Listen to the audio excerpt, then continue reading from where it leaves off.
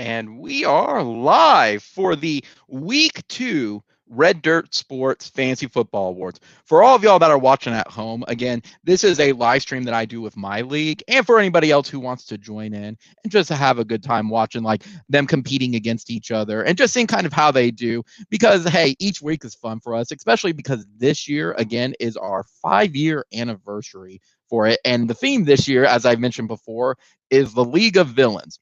Right now, it looks like I'm going to be doing a solo live stream at the moment. So as I'm waiting on Justin, because he had to take care of some business really fast. So at that point, what I will do is I'm going to kind of go over the college stuff first and wait for Justin to go over the NFL stuff. So first things first, as I mentioned in my post-game view, again, if any of y'all have not seen it, go check out the video I posted on Monday.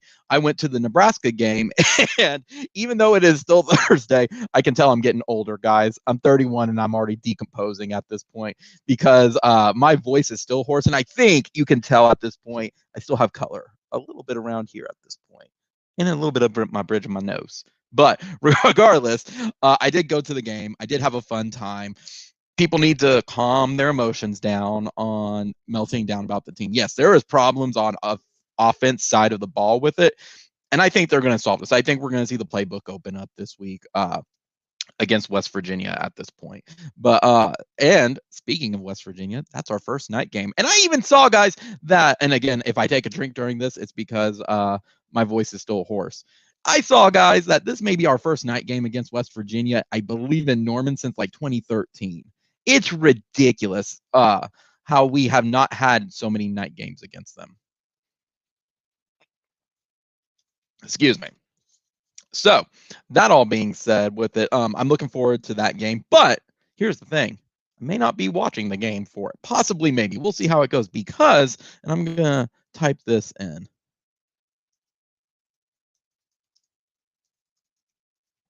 And I'm going to post this right here because I want to say congratulations to Patrick because, hey, congrats, buddy. He is getting married this weekend. That's really, really fun. Looking forward to his wedding at this point. Let me see if I hide this. Okay, there we go. Have to get used to using the comments and everything like that. He's getting married this weekend. He's my old college roommate buddy along with Chad. Hey, we're all still in the league together. And a former member that used to be in here, and he just got busy, so he couldn't commit to it anymore, Daniel. But this is kind of our way where we keep in contact with each other and we're able to talk with each other while also still competing against each other. There's about once every 4 years where we won't compete against each other in the league if we're all in a division together or things just play out the way they do. Usually the way I plan that out is I always have it where people don't compete against each other in the following year if they're in the same pod or division as best as I can, or they just didn't play against each other. So I think we have my co-host joining in with us. Is that my co-host, buddy? I is. Hey, how are you, buddy? Doing all right. How's it going, dude? Oh, I'm going good. This is going to be a short episode tonight because I got a lot to prep for the rest of this week because you just missed it not 2 seconds ago. So I'm going to post it back up here. Patrick is getting married this week, and so I wanted to give him a big congrats. Mazel tov.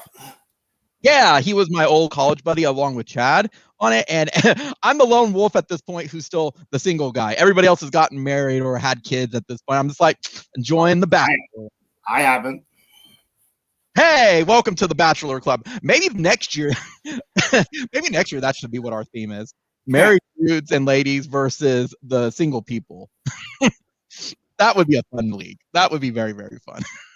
So, yeah, he's getting married this weekend. Looks like it's going to be a fun time. So, but we're going to try and keep this show very short and brief with it, about 30 to 45 minutes, if that's okay with you, Mr. Justin. Fine with me. Awesome. And I'm going to say I had some other plans, but due to him not being available tonight and just being busy, Justin, you are the manager of the week this week that I'm going to give some questions to. How do you feel about that? Yay. Yay. I also apologize, Justin, if my voice is still hoarse. Since I went to the Nebraska game over the weekend, I cheered and did a lot of like crazy stuff at that game. So my voice is still, even about 5 days later, pretty hoarse. So shouldn't they be used to that? Shouldn't they be used to that with you being a Sooner fan? The happy screaming, not the Okay, maybe there was a little bit yelling. I can't deny that. Yeah. I can't deny either side of it because it's like, yes, but then yeah. Yeah. So anyway, though, we'll get to that. First things first. I want to get out of the way. I want to talk about the college pick'ems for the group. So I'm gonna try to share. Let's see. That's the fantasy one. I'm gonna try to share the screen. First off, Justin, how did the NFL go this week? While I get to start sharing the screen. NFL went pretty good. There's a lot of teams got their first wins of the season. So a couple 0-2 teams. Yeah. You just give me a minute. Give me a second. I can just pull the schedule, see what stuck out to me. Sure. I know at least two things did. Okay. Oh, that's completely fine, as it gives me time to get everything in order for it. All right. Was there any game that you can think of off the top of your head? Probably number one that I think on top of my head is probably Chiefs Ravens. Because of the end of the game where they fumbled it? Yeah, and I felt like the Chiefs got a little bit lackadaisical near the end, near in the second half. Including that one pick that Mahomes threw that made no sense. Yeah, I had, not gonna lie, I absolutely laughed because I feel bad for him because I know his goal for it was, but he was really wanting to go undefeated this year with like Miami did, and well, that's gone. That is immediately gone. Already week 2 in. So, but yeah, that was a good game. I'm not gonna lie, that was a pretty interesting game, and I really do think that we're still getting more interesting games. This stuff is really picking up. What else week 2 was interesting with a team that's really surprised me, impressed me so far this year are the Raiders. Why so? Because they're in Las Vegas, or because they're still Island stuff? How come? Well, but they've been doing really good on both sides of the ball, especially Derek Carr.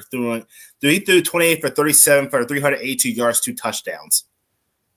Oh man, a quarterback rating 126.2. Ridiculous. So here's a funny question I'm going to ask you on it. Again, we're on limited time, but I do want to get some questions in with NFL. Do you see the NFL is doing what college was about 10 years ago? And do you see college is kind of moving in the direction of being that the defenses are now starting to catch up to the air raids and the pass heavy offenses at this point? Yeah, because it seems like NFL always lags about 10 to 15 years behind. Because look at Kansas City. They won with an air raid offense because the rest of the NFL was not ready for it. And it almost seems like college is now having those teams catch up because everybody, you can blame it on COVID. You can blame it on, what's it called? You can blame it on COVID, maybe just NIL. However it is, teams are at the lowest they've scored in quite some time. Like, on average, like it's ridiculous this year in college. And we're excluding your conference, Big 12, right? Because like, do y'all even have a good defense in y'all's conference? Besides, yeah. Besides, now I can take my Sooner hat off and say, besides us, maybe TCU and West Virginia. I would not go as far to say that they are going to be like world beaters, but they're much better than what they are given credit for. Let's put it that way with it. And that's without me looking at my notes or anything. Yeah, didn't West Virginia pick off somebody this past weekend? Did they upset somebody? I forgot who it was. What do you mean? I think West Virginia upset somebody. Let me look at the scores. Yeah, they upset Virginia Tech. Oh, yeah, that's right.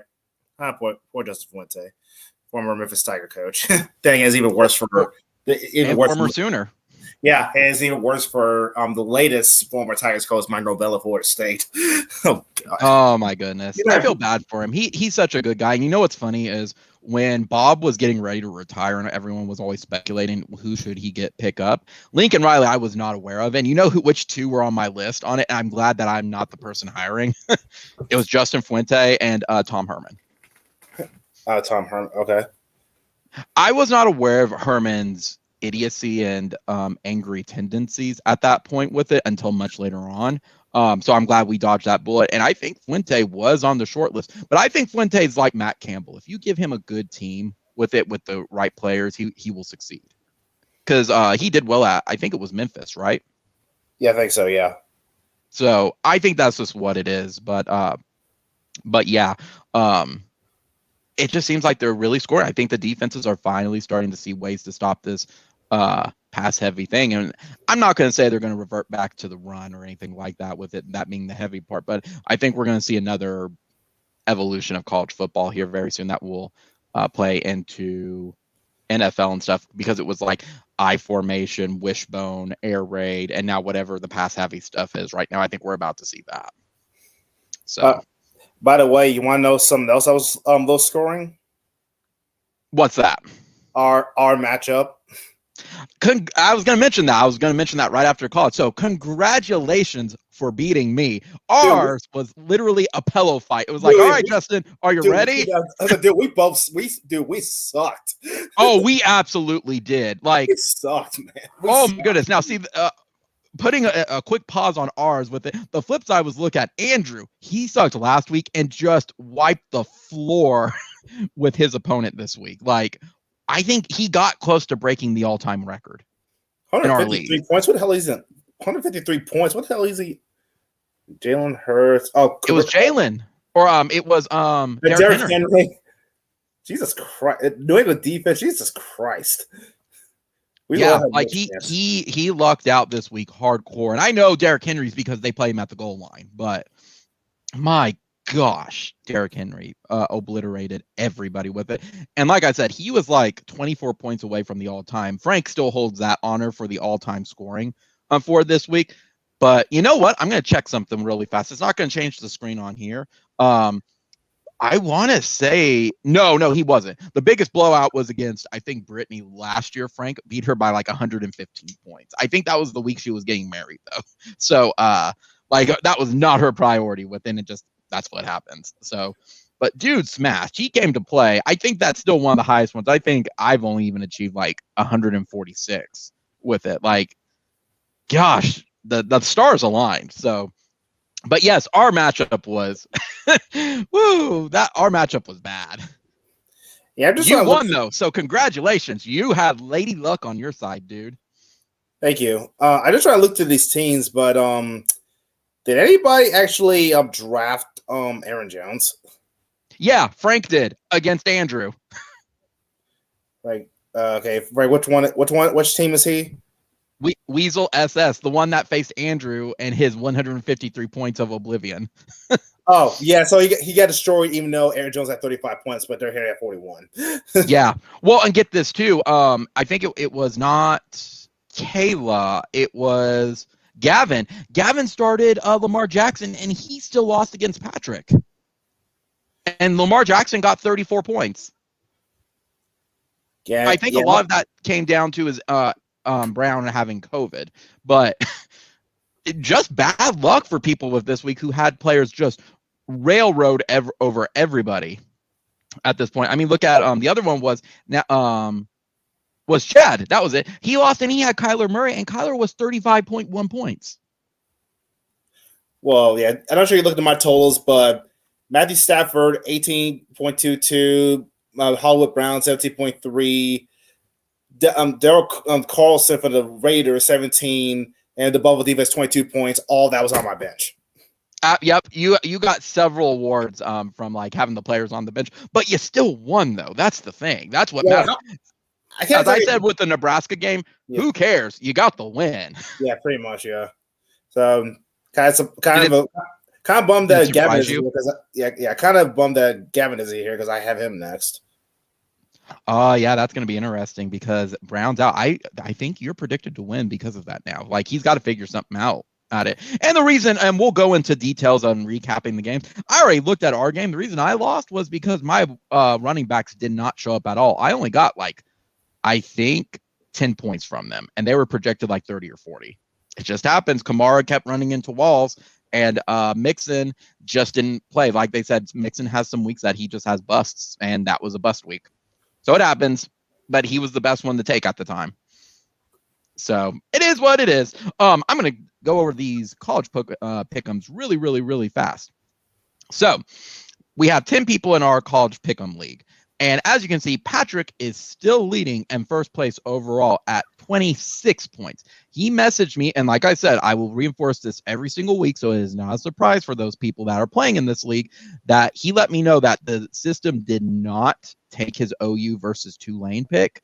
So yes, he should be at 26 points. And I believe him on that because that first week as well, I had all my picks set and they reset as well. So I'm giving him the benefit of the doubt and saying, yes, he has at 26 points. But as you can see, the way we play our league is we play for all 14 weeks, and there is 2 weeks that are dropped. Now is where stuff starts to get interesting about who's going to do what and who's going to play who at this point. But as you can see, Patrick still has a steady lead. Brittany is right behind him, and Gavin's in third place at this point. Andrew is in fourth. I'm in fifth. Sarah's in sixth. Chad is in seventh. Kayla is in eighth. Frank is in ninth. And Kari's, she's not part of our fantasy league, but she's in 10th.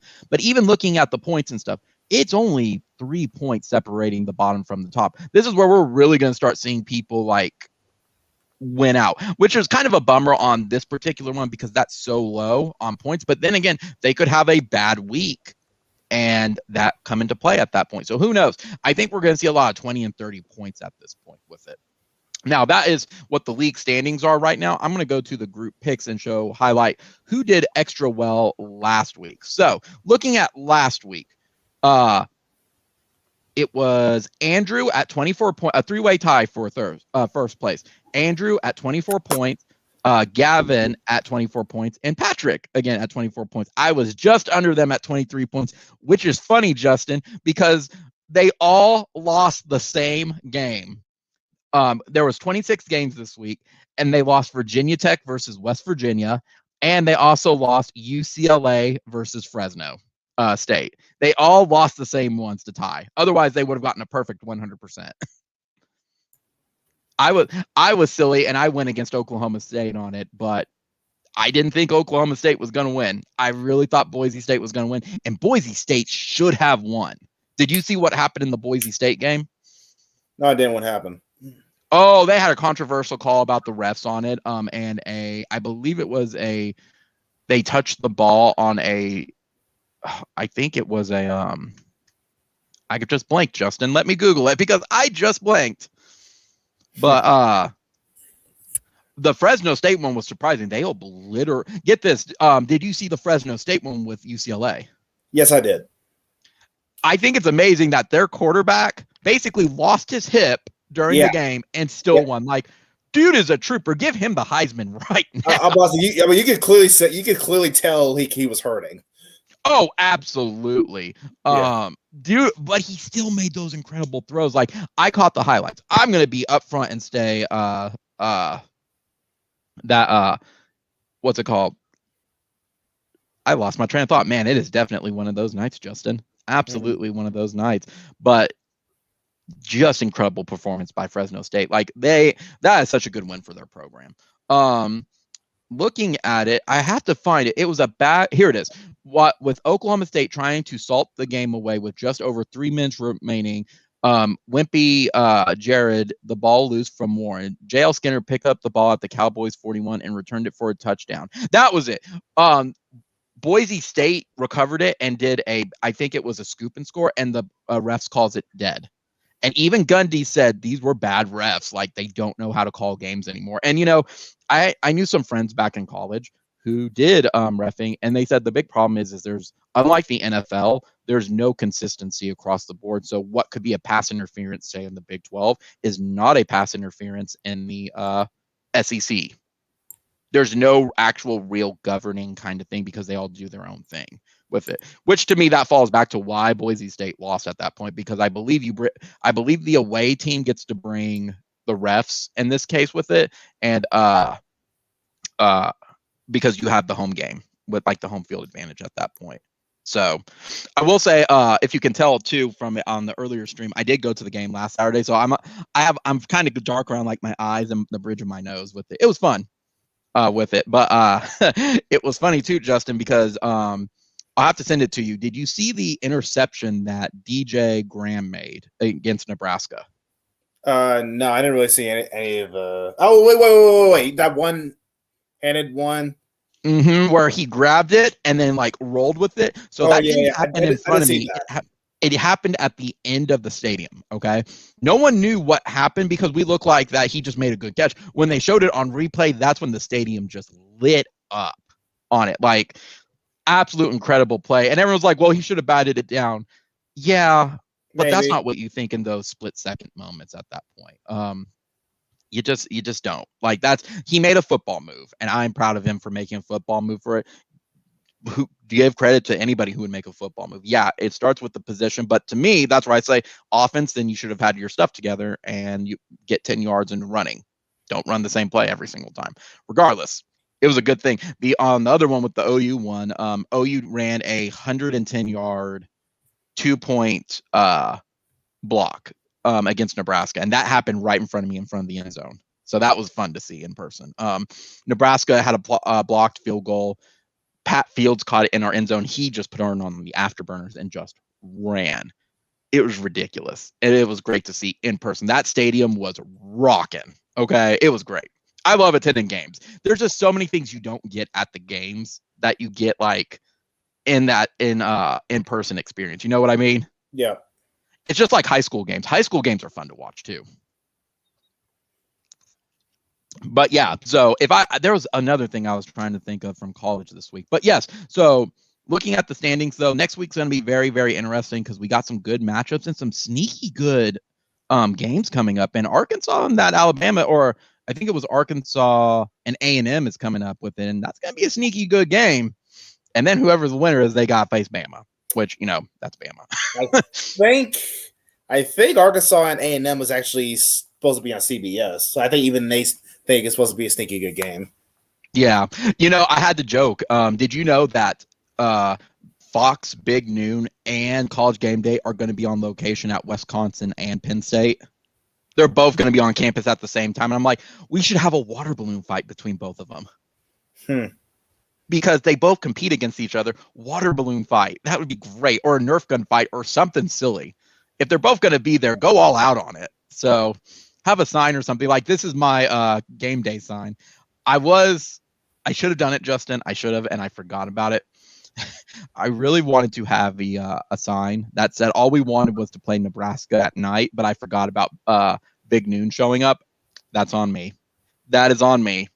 So anyway, enough about college. I'm going to stop sharing this screen for it. They know their standings. They know their games. They know stuff's coming up. So let's go to the first question before we go into the weekly awards. Justin, tell us a little bit about yourself as you are the manager of the week and what got you interested in football? What got you interested in sports in general? I know you're a big disc golf person.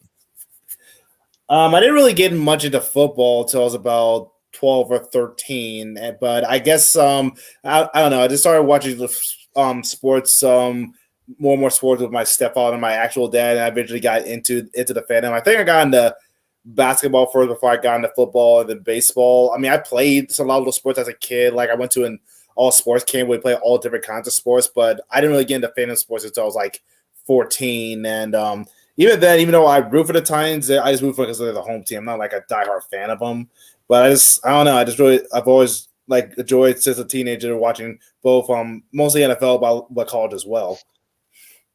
Yeah.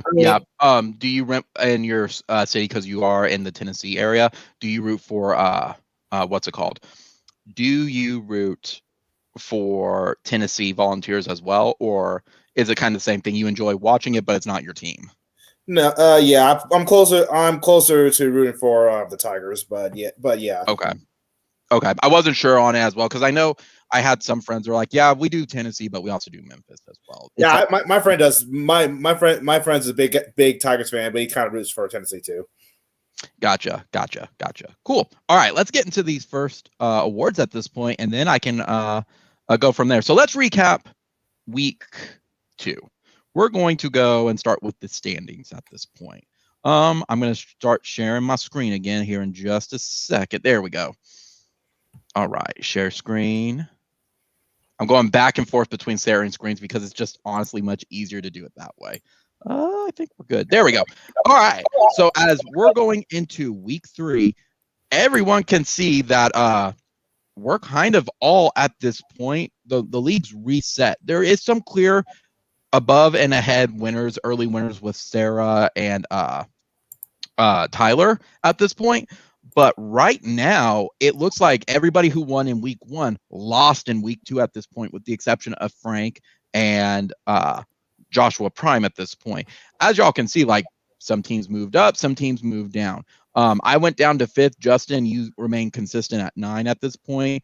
Andrew jumped up, I think, from 8. Frank is still consistent at 11.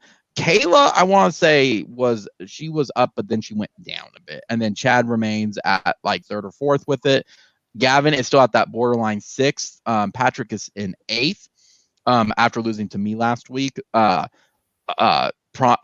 Prime is still in 12th against Tyler. Tyler's 2nd. That's because Kayla dropped him down, and she is now, Sarah is now 1st. And Brittany is now down the 10th. Again, that's just what the matchups look like. It just seems like for everybody who did well last week, it really did crap it out this week with it. I mean, I'm one of them. I crapped it out this week.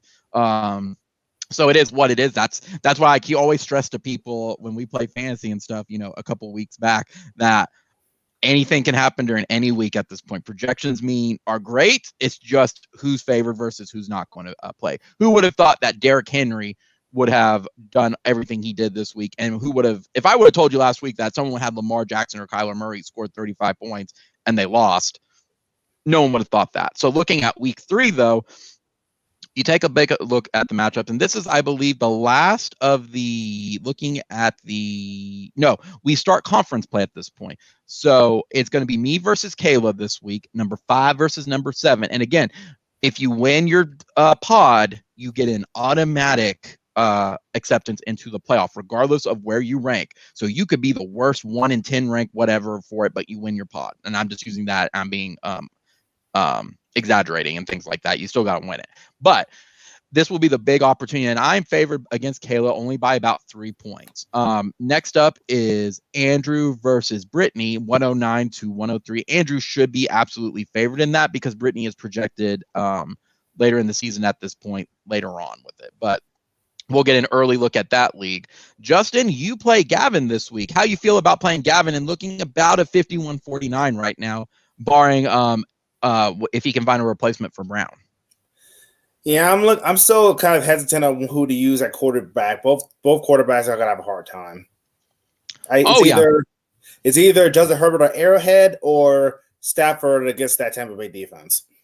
That's tough. That's tough for either or. Yeah, that's rough. I might have just been a toss up. I haven't used Stafford as a starter yet. I used Herbert both games. I might mix it up. But granted, it still shows even because right now it looks like our match is a toss up 51-49. So. Yeah. Well, and also taking a look at it too, he still he took Brown out at this point because of the COVID. Brown has the Rona with it, but even then, that's some pretty matchups at this point, looking at it and everything like that. So who knows? Who knows how it's going to turn out? I do think you're favored though because you have Chubb. Chubb has performed exponentially these past 2 weeks. I think you're just going to go into that with a big lead with it. And then we see Joshua Prime versus, and I believe that is not a conference game. So this is you lucked out and having a non-pod game on week 3 versus a lot of people with it. I think there's 4 teams each week that do not have that. Next is Joshua Prime versus Chad. Joshua Prime, I believe that is a matchup. And looking at it, Chad should be favored with it, regardless of what it says about the 107-19, the 107-12. Chad should be favored. Josh hasn't won a game yet this week. I would not be surprised if he won this one. Next up is Patrick versus Tyler at this point, and I believe they are in the same league, or no, they are not in the same league. I apologize. They are not in the same league. This was the other matchup with it, and I don't see any reason why Tyler shouldn't beat Patrick at this point. But hey, who knows? He may have some of that wedding luck and win this weekend. And then finally, I would be favoring Sarah at this point with it. But Sarah number 1 versus Frank number 2, and that one is a conference game. Again, we'll just have to see kind of how that plays out at this point. That's gonna be a fun matchup too, because with Sarah, I think this Sarah has she has Tom Brady, so it's basically Tom Brady versus Aaron Donald, so that'd be interesting. That is going to be interesting at this point. Just looking at it and everything. Oh, that's interesting too with it. So look at all that matchup and everything with it. It's going to be, I mean, he's favored, but Sarah has just had the luck this week. the past 2 weeks. So next question for you, Justin, while I work on some of getting these questions up. Did you play any sports during your years and everything? You mentioned like having the actual like attending the camps and everything, but did you actually play any sports like in school competitively? No, in fact, I was in a band in high school. Oh, what did you play? Saxophone. Saxophone? Neat. At one point, we're going to have to get you on stream then playing the saxophone a little bit. Okay. Get one where it's like have someone who scores like below like 30 points, so you just go womp, womp, womp. It'd probably be me, but... You said not me. 1, 2, 3, not it. So let's go into the first 3 awards, and I'll just continue asking you questions as we go. So the first award is, if everybody remembers last week, the game of the week was against Sarah versus, I believe it was Brittany. They were both the only 1-0 teams facing each other, and somebody was going to take an early lead. So the first award of the Winner Chicken Dinner Award is Sarah, as she beat Brittany 94-94 to 81-02. Sarah is showing a very, very consistent team right now. She has been one of those, like, you should expect 90 to 95 points from her. Brittany just had a very, very low-key week this week with it at this point. I'm going to switch to this week's matchups with it as I'm kind of going. And the reason why let's go to recaps. There we go. I'm going to try to tie these in a little bit, Justin, as we go. As you can see, Sarah took a very, very, very Brittany took a very early lead on Thursday, but by Sunday morning already, Sarah just was already starting to overcome her, and then just shot up in the afternoon at this point. Brittany tried to overcome her, but Monday night football was what turned that tide. And I don't know who had Monday night, but if you compare also as well, looking at their positions and their scores, I mean, Brittany just exceeded at the wide receiver position, but she absolutely failed at that running back. Only 8.5 points for running back. Can't have that. Can't have that if you expect to win. And at tight end 2.4, and Sarah just got 12.6 and then 29.64. If I can say one thing about her and Brady, Brady is her good luck charm at this point. But congratulations to Sarah for winning this week. Any thoughts on that one, Justin, about that particular game? Anything that you see that would have stood out with Brittany or Sarah, especially with their players, like who was on their teams? Not in particular. In fact, hey, give me 1 second. Sure. And which is great because Brittany had Patrick Mahomes. Brittany actually lost? Yeah, she lost. She had Patrick Mahomes, Justin Jefferson, Devontae Adams, and Sterling Shepard as her starting players. But Tom Brady, TJ Hawkinson, DeAndre Hopkins, and Jamar Chase was Sarah's. Wow, you don't see very often somebody. It's pretty impressive because you don't see many people when I would think in fantasy when one of their players is a net negative.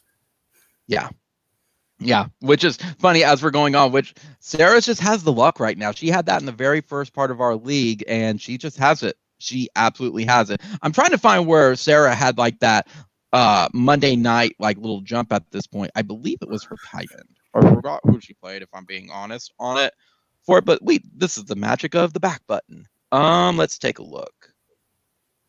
It was Baltimore. It was her defense, I think, that put her over at that point. Because I can't see anybody else on her. Oh, and Edwards. But even then, or no, I'm looking at the wrong one.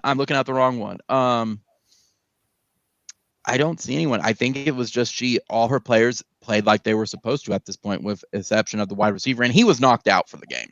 That's why I think it was in his first series he got knocked out. So, but still, congratulations to Sarah for beating Brittany. Next one up. I think this is no surprise to anybody, as if you took a look at the overall league scoring tabs, I don't think it is a surprise to anybody that the week 2 juggernaut goes to Andrew, who scored 153 points. Ridiculous. If you take a look at his lineup, he had Jalen Hurts, Cooper Kupp, Smith-Schuster, Derrick Henry, and Eckler, and he had the New England defense. Like, Ridiculous that he got 153 points. Like those guys, ridiculous. And what's funny is even if he dropped Derrick Henry, he still would have won. How ridiculous is that? It's almost like he's trying to rub it in, like rub a foot right in his face. I know, right? And what's even worse, look at Frank. He had Aaron Jones at 35 points, and he still lost. I hate those weeks. I hate those weeks when your players like go out of their minds and play, and you lose. I hate those weeks. Yeah. But Jude just came to play. He did his matchups. I'm gonna see if this will copy and paste for this next one. Really well. We'll have to see on it. It may be long, but the next one's going to be the Coach of the Week. The Coach of the Week award goes to. Let's see. I'll bring it up on my notes. Justin, you get the Coach of the Week award. You were projected to lose 107.94 to 110 versus 41 versus me, and you actually ended up winning 81.52 to 73.02. Kayla also got Coach of the Week because she was projected to lose 109.90 versus 111.1, and she actually won 105.38 to Chad's 94.70. And then finally, Sarah won the last Coach of the Week, as she was projected to lose 99.08 to 105.09, and she won 94.94 to 81.02. The thing that I noticed is it's not necessarily that the other teams are scoring above and beyond and being ridiculous or for it. It's just they're underscoring a whole lot for it. It could be a player that's being out, a player that was switched out, COVID, who knows with it. But hey, you got an award for that too. How does that make you feel knowing that you would have lost to everybody else in the league this week, Justin? Just trying to find a right way to put this. I feel like I need to do like a random coach tradition. I guess I like I'm nervous to just bite into a towel or something. Yeah. All right. So then the next the question I got for you, Justin, is what is your favorite sports food, tailgate food? What is your go-to meal? I'd say for the local Memphian, it'll be barbecue nachos. Barbecue nachos. Now, is there certain things on your barbecue nachos, like chili and cheese? Anything else on it? It's either pulled pork or grilled or pulled chicken, along with like shredded cheese, barbecue seasoning, barbecue sauce, and maybe some jalapenos.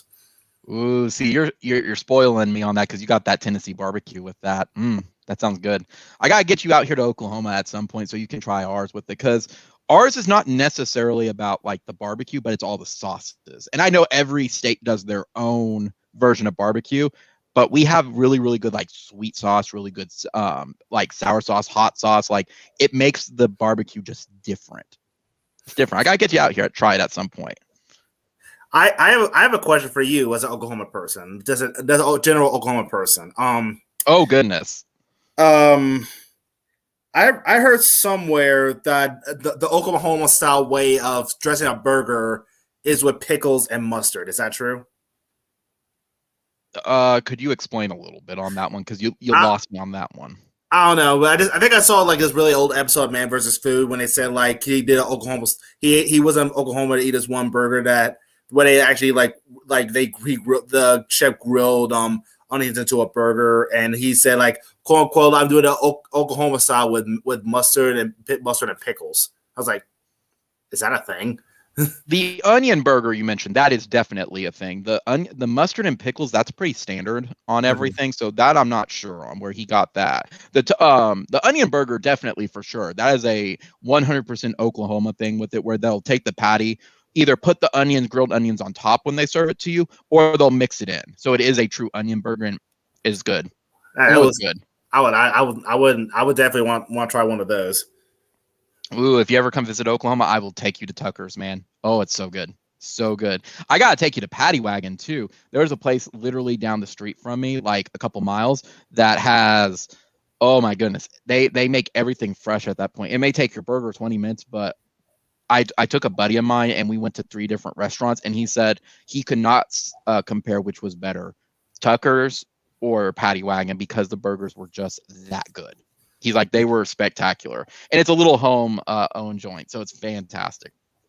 All right. Next award is going to be the Belichick, and that is the individual, again, who scores above their projection, which, again, no one should be surprised. It was Andrew, who scored 46 points, 0.7 points above his 106.21. That is almost 50% above what his projection was. Again, ridiculous. Andrew had not only like the optimized lineup, he played out of his mind with his players and his lineup. The next one is going to be Justin. You're going to be familiar with this one, with it for this week. Let me bring it up. Is the underachiever. You won, and yet it was 26.42 points under your projected total. Since we talked about it earlier this week, or earlier in this stream with it, you won the underachiever. But hey, a win is a win, no matter what. A win is a win because that's going to help you get into those playoffs at that point. Which I find funny because you were still at 9th on this week. That's the weird part about all this. Any thoughts on that one, Justin, getting that happy award? Story of my life. All right. Next one's going to be is, again, no one should be surprised on this with it because this is kind of this week is the Andrew show. But the week 2 game changer who had the highest scoring player was Andrew with Derrick Henry, who had 41.70 points, 3 touchdowns, 182 rushing yards, and 55 receiving. Derrick Henry played out of his mind. What? You will bow down before your king. That's fine. Oh my goodness, bro, he is out of his mind playing. So congrats to Andrew. He's taken over home all the big awards this week at this point. I mean, when you score 153 points, and you better have the best player, you better have like the largest like depths at this point with it. So while I get the next award, Justin, tell me one of your most memorable moments in fantasy football, positive or negative. If you have one.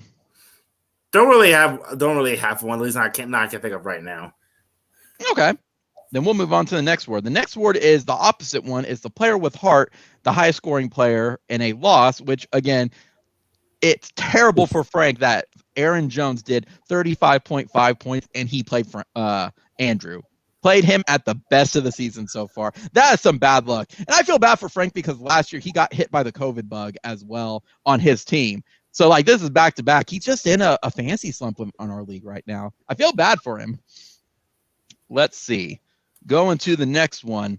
I get the Lamo Award this week. I get the Lamo Award, which is funny because I was the juggernaut last week, and then my team decided not to show up. But this week's Crash and Burn Award goes to me at 73.02 points. I was the low-scoring team this week. And I was just like, well, I guess the Power Rangers beat up on Lord Zed and Rita this week. I guess that's why. The Moon Palace needs to be renovated. Apparently so. Apparently the Machine Empire also showed up and just scared them at this point. What, aren't those the bad guys from Zayo? Yep. Okay. Yep. All right. Next one. I'm going to think of another question for you. I asked this one last week, but I'm going to ask it to you this week. We asked last week, is a hot dog a sandwich, Justin? Excuse me. But is a hot dog a soup or a salad? No, is a taco a soup or a salad? A taco is a taco. It's its own category. But everything apparently is a soup or a salad. I went, what is this madness? But apparently it's an extension of the is it a sandwich or not? I'm like, I don't like this anymore. This is not fun. Yeah, it's a taco, a soup, and a salad. Who the hell's asking that? Apparently it's part of like a sandwich, a soup or salad, or the square. Apparently you can decide like what something is based on like how many sides it has. So like if it's 2, it's a sandwich. If it's 3, it's like a taco. If it's like 4, it's like a pot pie. Like, it's ridiculous. I'll have to send it to you, and you're gonna go, what do these people have in their spare time? Less overcomplicating food, more eating it. Yeah. I'm good about food. Next one up is the week 2 award of Put Me In, Coach. That is the highest scoring bench player overall. And that award goes to, hey, we haven't mentioned him this week, Tyler. Tyler went to the game with me, and he had a fun time. It was his first game at an OU game in a couple years. But he had on his bench, I don't know his first name. I'm going to be honest. It's Jones, but he's a New York Giants quarterback, and he scored 29.46 points with Tyler. For it. He would have won anyway with it, but he had Dak. Dak just did not show up this week. And I think a lot of that falls because of what's it called, Justin? That Dallas's O-line isn't very, very, very good, in my opinion. So I could be wrong on that. Is or isn't? Is not. Nah, not really. So, Justin, you have another one coming up. Are you ready for the next one? As we're speaking about bench players, the week 2 replacements bench goes to you. You left 78.72 points on the bench. It would have helped you no matter what with it. You won, but you left 78.72 points on the bench. Which player do you regret leaving on the bench the most? Probably Stafford, but I have a question for you. Sir. How does it feel that my bench outscored your starting lineup? Ooh, double whammy. Ooh, that one hurts. I should make that a weekly award. I should make that a weekly award. That's a good, kind of neat award. Did you lose? Would you have lost to the B team? That's a good one, Justin. I like that. This is why you're co-host. You're coming up with the best stuff at this point. I like that. That bums me out though. Just looking at this, going, oh, dang you, Kamara. Dang you, Mixon. Dang you, Andrews. I think I'm most disappointed with Andrews at the moment because Andrews is supposed to be putting up 10 points a week, and he has just not performed. But I blame that on Jameis Winston, which, speaking of that, Justin, that was the thing I was trying to remember earlier. Okay, I'm going to get on my soapbox before we go into the next one. How is it that I believe it was Seattle? I'm trying to remember who it was. Basically did this motion, and they got called for taunting. But Jameis Winston does a backflip, and they're like, nah, we're good. How? That is my question. I'm sorry, how? What now? Oh, you completely missed it. So here's my question in the NFL. This is their thing this year, and I understand why they're doing it, okay? I do understand the intent for it. But how is it? I forgot what player did it, but I think it was Seattle where he did like this motion, and he got flagged for taunting. But then Jameis Winston does a backflip into the end zone, and they're just like, I remember. I don't remember who the guy's name was, but I know what play you're talking about. It looked like it was like a deep ball. I think he was trying to go for AJ Brown, but he did a taunting and got called for a penalty. I'm a Titans fan. I didn't even like that. I was like, yeah. Come on, man. But like, how does Jameis Winston not get it when he does a backflip or front flip into the end zone? I'm like, where's the flag? And there's like, we're good. Yeah, and there was discussions on whether or not Lamar Jackson should have been flagged when he did a cartwheel to the end zone. Oh, absolutely. Like, to me, this is the targeting rule for NFL. They got to get on the same page with it. And they have no excuse because their guys all fall under the same league. There is no difference like in the conferences. At least in college, yeah, targeting needs to be done. It's been almost 10 years and they still don't know how to call it. But NFL, like, how is that not taunting? If that's the thing they're going to fall their sword on this year, how is that not taunting? I don't know. Go ahead. Yeah, I was going to say there was a targeting call in a part of a college game I watched this past Saturday where I think it was Cincinnati and Indiana, where like their main defensive guy for Indiana got tossed after he got called for targeting on the quarterback, and they looked like Indiana was doing really well, but once he got tossed for the targeting, the wheels kind of fell off on Indiana.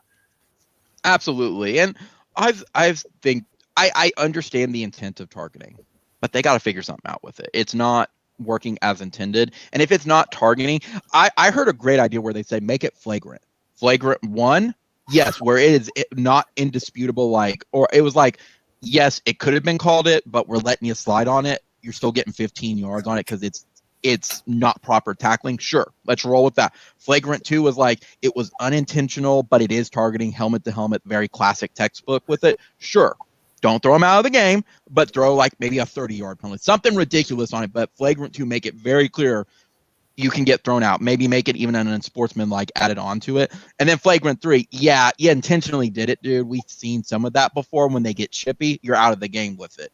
There needs to be different levels, and there's just no consistency. Yeah, it's funny you mentioned that because I'm not sure how closely you follow this team, but it was a couple of years ago with Carmelo Anthony back when he was with the Thunder. There was a game between them and Portland where he got called for a flagrant 2 when he was the guy on offense going up. He got fouled, but he got called for a flagrant 2 because he got fouled, but he accidentally backswiped the guy in the back of the head or in the face or something. I vaguely remember that, but it should have been like a flagrant one. Like, bro, you need to do better. But like, it should have never been a flagrant 2. Like, there's some ridiculous stuff, and I always try to keep in mind like it's some of the stuff I do not think the refs are doing intentionally, but some of them, like, what are you watching, guys? Like, tell me your explanation. And one day, I would love to hear a ref like tell me on stupid stuff, like, what were you thinking? Like, were you that in the moment on it? Like, yeah. There just needs to be more consistency. Moving on to a couple more awards. Next one is the week 2. A win is a win. That's someone who won, but got outscored. I think it was outscored. I may have messed up this award with it. Yeah, because no, maybe it was. A win is a win. I think, Justin, this is actually your award. I think I messed up on it. Where what is it? I believe it's the one where it's you win, but you got outscored by 3/4 of the league. I may have that's me. I had a low support total. I think other people won. Yeah, got outscored. Yeah, my bad. Justin, you had that award with it because of the low point score. That goes you had a lot of luck with it this week. I don't know what I saw on that point. My bad, dude. So, my bad, Justin. Type this in. Jeez, I know you're bitter that you lost. I know you're bitter that you lost. Well, come on, man. I mean, we both sucked. Hey, pillow fight for a win. Pillow fights for the win. Next one is going to be. I got a couple more awards for it, but Justin, here's a question for you. Tell us a random fact about yourself. Something random.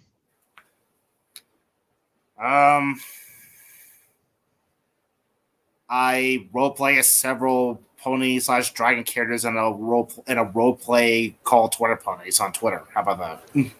Cool. Well, do you do other RPGs like D&D or anything? I'm learning how to do. Plotline's been teaching me how to do D&D for the last couple of months. What do you play? Right now, I'm a paladin. I'm named Rockwell of Acapelica. Mm-hmm. Yeah. Nice. Go ahead. I'm still learning, brother. Go ahead. I DM, so I love DMing. I like telling stories. I actually got recruited, kind of, sort of. I have my group that's been running for about 3 years, and they've been on the same story. So, hey, funny stuff there. But the second one, though, is I actually got recruited to do Power Rangers. I have a story I've been wanting to tell for a couple of years. And the people that I had from it, they're invested. I know people watching fantasy are like, why are they talking about this? But I'm talking about it. The big twist I'm going to have is it's going to be a very female-led team. I'm going to have like 4 or 5 gals versus 1 or 2 guys. Like, it's going to be a complete female-led team versus whatever I come up with for my story. I already know what the story is going to be, but it's going to be interesting to see how they interact and what it is. The other twist on it is, and they're very well aware of it, they don't get to pick their color. It's going to randomly be chosen what Power Ranger color they're going to be. They could end up as the Red Ranger. They could end up as the Yellow Ranger. Nobody knows until we get to that point. And that's something they're intrigued on. How do they respond? One of them doesn't want to be the Red Ranger, to be the leader. What if she ends up with it? Who knows? They like Zia Ranger 5 Red? I don't know. Who knows? So the next one, the next award, again, Andrew just obliterated all the offense-based awards and team-based awards. The route went to Andrew versus Frank. Again, he beat Frank 65.66 points. Like, there should be no reason why he wouldn't have got this award. It would have to be a high-scoring week otherwise to say that he didn't. You know what's funny, though, Justin, is I laugh at this one with it. I'm going to put it in the chat first. The Hail Mary Award goes to our game, which was the closest scoring game. So despite both of our teams throwing up on each other, essentially just blah, That was still the closest point game at 8.5 points. That's the funny part. I'm like, wow, we scored, but it was also the closest game. This is weird. This is a weird week in football, guys. So congratulations, Justin, for getting that award. And then the next one, before the next question to ask you, Justin, is this week is the participation trophy. Is none. This one is you lost your game, but you outscored 3/4 of the league. Nobody did that. Nobody did that this week. I can for sure tell you that one. So, Justin, your next question is, what keeps you invested in fantasy football? Is it because it's fun? Do you like interacting with all of us? Like, tell me a little bit about your stuff for fantasy football. Pretty much all the above. It's something new I haven't tried before. To like 2 or 3 years ago when you first invited me, and I found it pretty fun. And I just like making picks out of hunches, and like it's almost like you're pretty much are being like a mini GM, and that part of it I find fascinating. Yeah. Do you like how it's been with pods versus divisions? Do you like that we're a redraft league every year versus a keeper league? Do you like that type of stuff? What things do you like versus things that you wish would change? Yeah, I like the idea of everybody starting with a new team. It kind of reminds me of starting like a new Pokemon game. You start with a brand new team. Yeah. I like me personally with it, I liked how we had the pods, because for me, outside of you playing in the division, I like everybody playing everybody one time on it. You win or lose. Yeah, it kind of sucks that you don't play, but in a division for it, when I was thinking through it, you may only play a person twice, but not play the other half of the league because you still got to play them. Otherwise, that would be a 18-week league, and that's just not possible with it. So I like the pods. You know what I mean? Yeah. All right, next one is going to be the goose egg. And Justin, you already said it. Sarah, who still won her game, had the wide receiver who went negative 0.3, which is funny, Justin, because the reason he went out with a shoulder injury, but she still won. That's the amazing part on it. Usually, if someone has a COVID or someone like that, they lose. So good for them. Yeah, next one, you're usually F with a capital F. Yeah.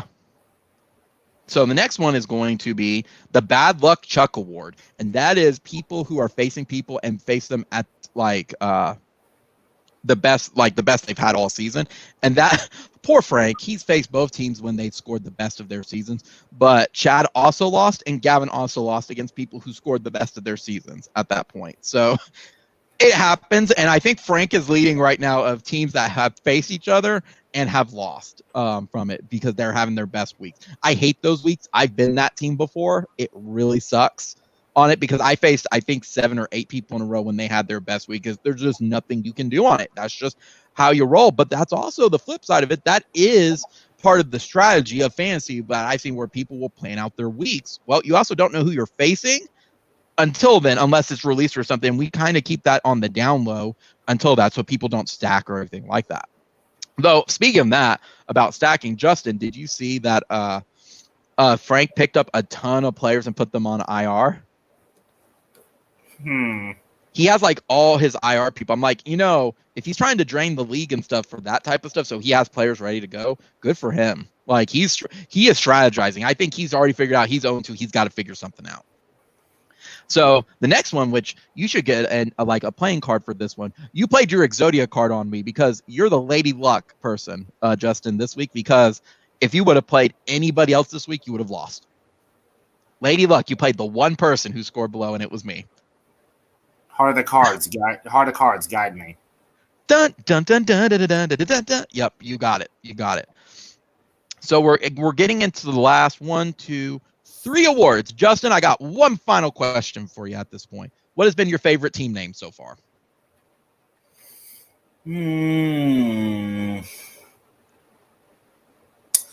I'd probably say, because I'm biased being a Casual Pony fan, I'd probably say probably your name, the Moon Palace. Oh, no, I'm talking your teams. From all the teams you've played, which team name have you liked the best? I believe you had Typhlosions, you've had Reactors, and you had something. Big Sims Crew, I think, was your first year. Who was my first year? Yeah, I think Big Sims Crew. Oh, yeah. I don't even remember that. So, yeah, I guess the Typhlosions is one of my favorite Pokemon, I guess.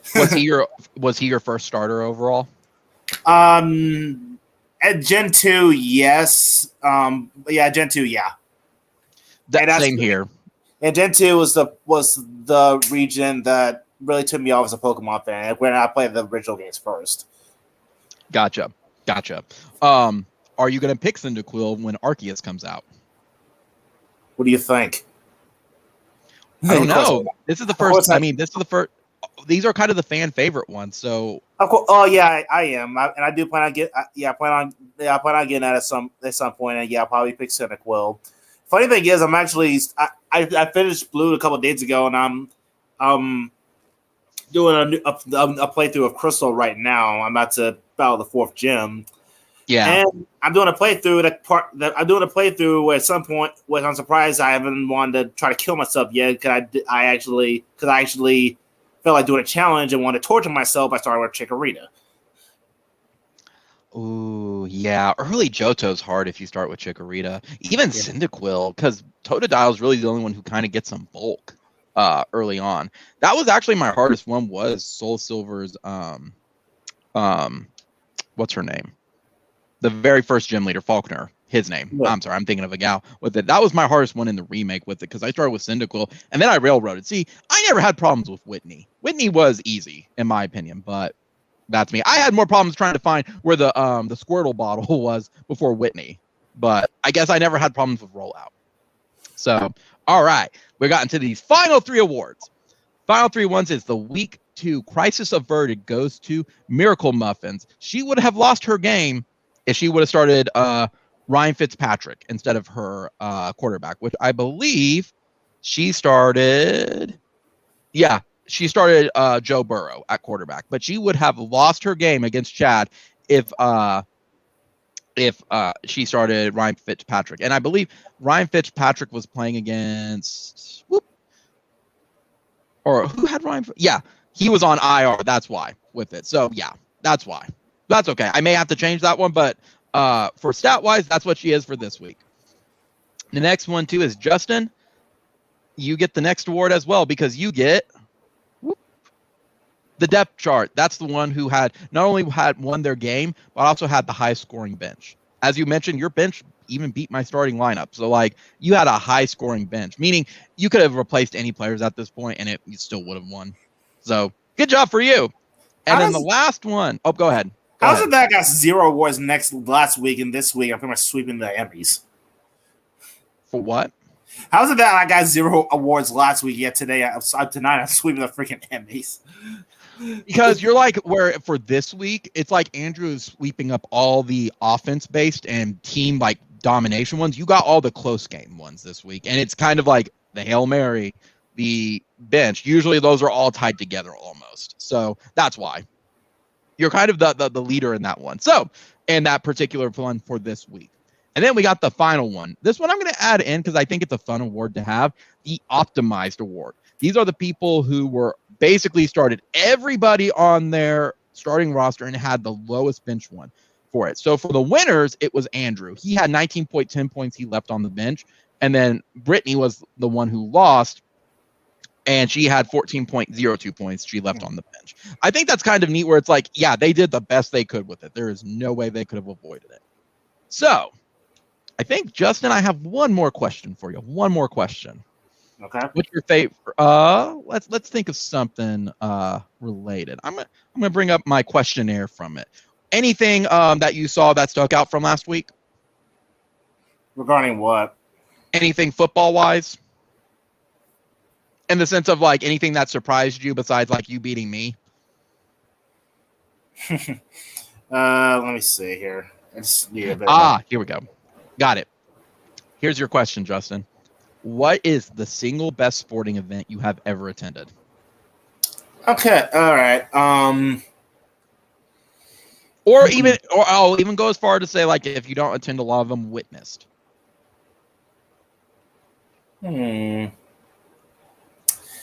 I'll say, I think it's either 2014 or 2015. I went to a Grizzlies playoff game where they eliminated Chris Paul and the Clippers in Game 6. At the end of that game, Chris Paul got himself tossed because he actually punched Marcus Gasol in the nuts accidentally. So that was supposed to see that to see the Grizzlies finish off a series and move to the next round. Yeah.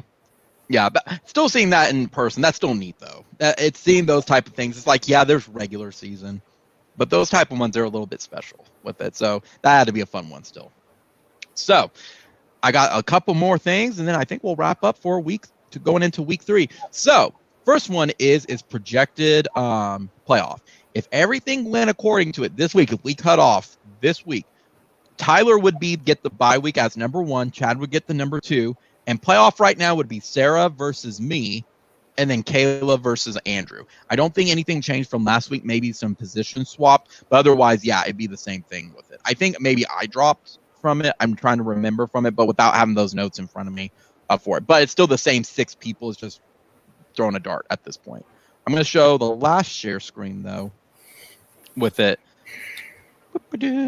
I know I share so much stuff. So this is brought to us by Fantasy Pros with it, but I want to show y'all like what the power rankings were. So the power ranking last week, apparently the big position that everybody had was kicker. Kicker was like the big boy position this week. So that everybody scored, and based on that, we got all the power rankings, and Chad and Andrew and Kayla were the big winners from it, and including their performances with it. And as you go down, I hit 6th place. Like my kicker did fine, but it was like the rest of the team was kind of crap. And then Justin, you were right behind me. You didn't do that bad this week, buddy, which is weird because it should be swapped on it because I should be number 7 and you should be number 6. But that's just how they determine it based on like what was the most valuable position and stuff. And then going to, where is it? The projected standings. Here is projected standings right now. Again, it's the same 6 people at the moment. You can see who's hopped up, who's changed a bit, who's gone down. Right now, everyone has about that, but Patrick is like towing that 50%. He's either going to get in or he's not. And Justin, you're still at 43%, buddy. You went down 1 from 9 to 10, but you're still at 43% with it. There is still a chance. There is still absolutely a chance from it. What do you think? Do you think you have a chance? You never know. Hey, as my dad said, any given day. I believe too, this was the 16 playoff. There was supposed to be, oh yeah, here he goes. Rest of the season, playoff. That's where you and I look at what positions are being the best and everything. It looks like they're saying Frank is going to be like stepping up with Chad and everything with it. That Frank's not out of it at all. Kayla's in it, Patrick, Brittany, and then Tyler. Andrew and stuff, it looks like a lot of it's being switched at this point with it. But who knows on it? Because if you take a look at the stop sharing, if I moved it to the other ones, projected standings for playoff, I can't find it. I think it's on the other one. But that all being said, that's kind of the picture. Now, I got one more, and then we'll wrap it up. Justin, get ready for week 3. Let's see if I can find. I'm still getting used to the share screen. I think it's really helped for keeping us on track as well as like showing people stuff versus it. Here we go. So let's take a look at week 3. Again, these are all the matchups and everything for it.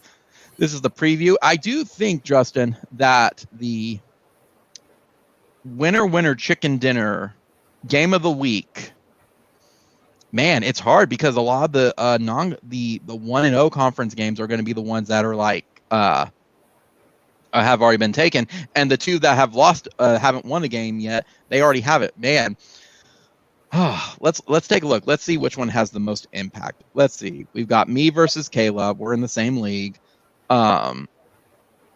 Andrew versus Brittany. They're in the same league. You have Gavin. That won't impact Pod. Chad versus Josh, same league. Tyler versus Patrick, not in the same league. And then Frank versus Sarah. So really it comes down to me or Brittany. I think based on, man, it's hard. Which one do you think? Which one are you favoring, Justin? Any particular one? Because I think that a argument could be made for Kayla and me, and I think an argument could be made for Brittany and Andrew. Because of that early lead that they could take in the one. Let's take a look. It's still 3-10, 5-7. You know what? I think I'm going to be game of the week. I think I'm going to make that executive decision, say me versus Kayla is going to be the game of the week this week, because I think it's going to have more impact on the actual rankings versus Andrew and Brittany at this point. I think that's fair, don't you? I say so, yes. Especially because Brittany had game of the week last week. I think that's fair with it. I always try to do it or highlight. Like, I do want to have it where I hope Frank and Josh face each other at some point. And I think they do. I'm going to check it while we're here. Because if they faced each other, he faces you actually next week. If they go winless for 3 more weeks, they face each other and it will be like the 0-5 teams facing each other. It's Kansas versus Rutgers. Somebody has to win. Somebody has to win, Justin. So any final thoughts from this week going into next week? What's your thoughts against Gavin?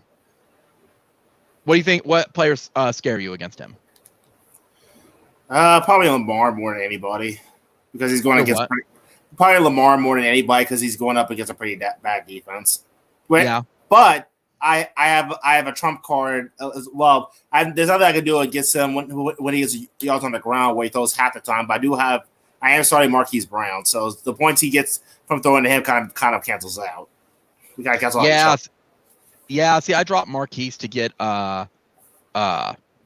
not Leonard Fournette, but Latavius Murray, because I thought he was gonna be the starter. But I don't know if he's gonna have those touches against Devontae at this point. Who knows? I think for me, looking at Kayla, really the only one that I'm really worried about is probably Lockett. Lockett has thrown up 23 points roughly each week on it. I think he's gonna be a big problem with it, and I think I'm more worried about Kamara because he plays against New England this week with it. And I know New England has a pretty stout defense. So we'll have to see. Regardless, we're at 1 hour and 12 minutes. Justin, I want to thank you for joining me this week. Again, Patrick, congratulations for getting married this weekend. We're all happy for you. Happy to celebrate with you. And I hope the wedding goes very, very smoothly this weekend. Justin, any final thoughts? As we go into week 3, once again, let the best man or woman win. Exactly. Good luck. Good luck to your game against Gavin. And for me, good luck against Kayla this week. And for everybody else, we'll have a fun week. We're getting week 3. Everything's still up for grabs at this point. Nobody's in danger or anything at this point. We're just getting into the meat of the schedules at this point. So again, guys, comment, rate, and subscribe. I have an ambitious goal to try to reach 1,000 subscribers by December 31st. I got 3, Justin, over the past month. Making it. I'm making it. But hey, that's 3 more than I had. So we're going to do that. Be sure to wear a mask, guys. Rates are going down. I don't know how it is in Tennessee, but rates are going down here in Oklahoma. People are wearing masks, and I think Delta is starting to burn itself out. Again, protect everybody around you. So we'll be here again Wednesday next week to go over the college pick'ems, talk a little bit about college, and we will talk about mostly fantasy. So, Justin, thank you again for joining me. I'll see you next week. See you, dude. See ya.